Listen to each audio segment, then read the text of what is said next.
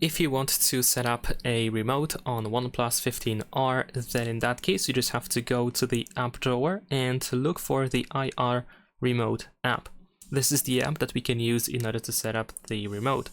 So you want to press this plus button in the bottom right corner. Then you can choose the device type that you want to add to your phone.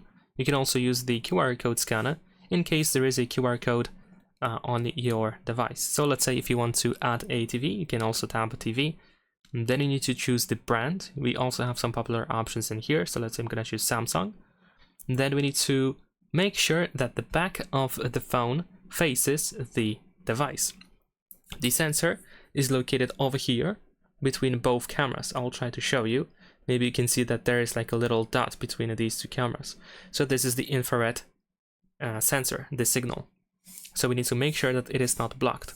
So point that part of the phone towards the TV or anything else, of course, and then answer these questions over here and keep going until you set up the remote.